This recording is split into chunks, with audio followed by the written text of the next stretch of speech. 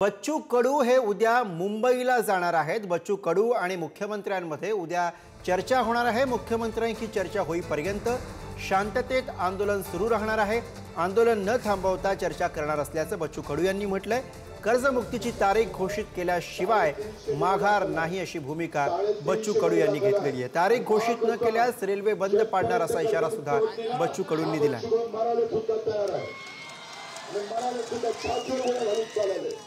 एक तर आम्ही घेऊ आमच्या छातीवर, नाही तर दुसऱ्याच्या घालून चालेला। आतापर्यंत आम्ही दिव्यांगाचे आंदोलन केले। आपण किती का पास करून निर्णय दिव्यांग बांधव आहे का इथं घेतलं नाही का? आपण आंदोलन केल्यावर बैठक लावली, बैठकीतून निर्णय घेतला नाही का? आधी करून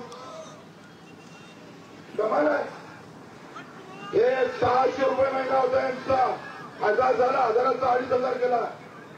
आम्हाला डोकं आहे का नाही आहे? आणि आंदोलन संपवलं करे आपण। तुम्ही थांबायला तयार आहे का नाही? थांबायला तयार आहे का नाही? एवढं सांगा। कसं आहे, आपण इथंच निर्णय घेतला असता, पण हा आर्थिक प्रश्नाशी संबंधित आहे।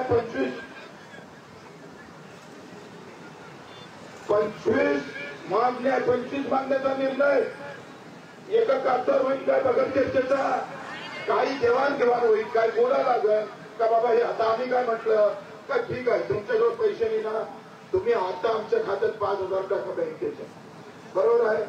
शासन निर्णय काढा, शासन निर्णय काढा। मार्च मध्ये तुम्ही त्या बँकेच्या खात्यात तुम्ही हमी घ्या। काय त्या कर्ज वसुलीचा संबंध राहणार नाही, कर्ज परतफेड करावं लागणार नाही।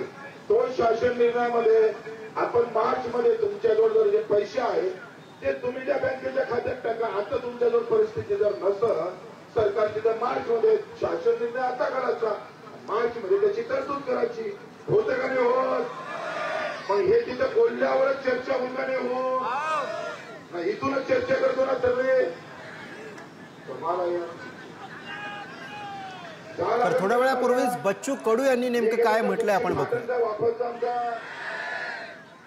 आपण आंदोलन थांबवणार नाही, पहिली गोष्ट। मीटिंगला जरी गेलो तर आंदोलन बगर थांबवता न थांबवता जायचं आहे, अन्याय का नाही? आता सगळ्यांना विचारून निर्णय घ्यायचा आहे। मी सीएम साहेबांशी बोलले, ते सांगितलं आपली मूळ मागणी आहे कर्जमुक्तीची, बरोबर का? कर्जमुक्तीचं सरकार म्हणते कर्जमुक्ती करू, पण तारीख नाही सांगू। ऐकलंय? अरे ऐकून तर घ्या। आपण आंदोलन केलं रायगडला, रायगड नंतर मिटिंग, पहिली मिटिंग झाली, दुसऱ्या मिटिंग मध्ये आपण अन्नत्याग आंदोलन केलं, अन्नत्याग आंदोलन मध्ये समिती तयार झाली, पण तारीख सांगत नाही। आपलं अजून आंदोलन काय आहे? गव्हर्नमेंट काय म्हणतं? कर्जमाफी करतोच आम्ही, मुक्ती करतोच, पण तारीख सांगत नाही असं सरकारचं म्हणणं आहे। आपलं आंदोलन कशासाठी आहे? तारीख सांगण्यासाठी आहे। किती तारखेला करतात ते सांगण्यासाठी आहे का नाही? जर सरकारनं तारीख दिली नाही, टायमिंग जर दिला नाही कर्जमुक्तीचा, आल्याबरोबर रेल्वे बंद केल्याशिवाय राहायचं नाही। आपलं आंदोलन बंद पडणार नाही, बिलकुल पडायचं नाही। तुम्ही घरी जायचं नाहीये, आम्ही आज चाललो नाहीये, अजून निर्णय आपण केलेला नाहीये। घेतलाय का निर्णय आपण? तर बच्चू कडू यांनी मांडलेली ही भूमिका आहे। उद्या बच्चू कडू हे मुंबईला जाणार आहेत आणि याच विषयीचे सगळे अपडेट्स घेऊयात। नागपूरहून प्रतिनिधी जितेंद्र शिंगाडे सध्या आपल्या सोबत आहेत। जितेंद्र, बच्चू कडू यांनी सविस्तरपणे भूमिका मांडलेली आहे, मात्र आता आंदोलन त्या ठिकाणी सुरू राहणार आहे, तिकडची नेमकी काय स्थिती आहे, काय अपडेट्स? ज्याप्रमाणे जशी अपेक्षा होती ती चर्चेसाठी तयार होणार की नाही होणार, बच्चू कडू ते चर्चेसाठी तयार झालेले आहे। सुरुवातीला किमान फोनवरून तरी मुख्यमंत्र्यांशी बोलणं करून द्यावं अशी त्यांची आग्रही भूमिका होती।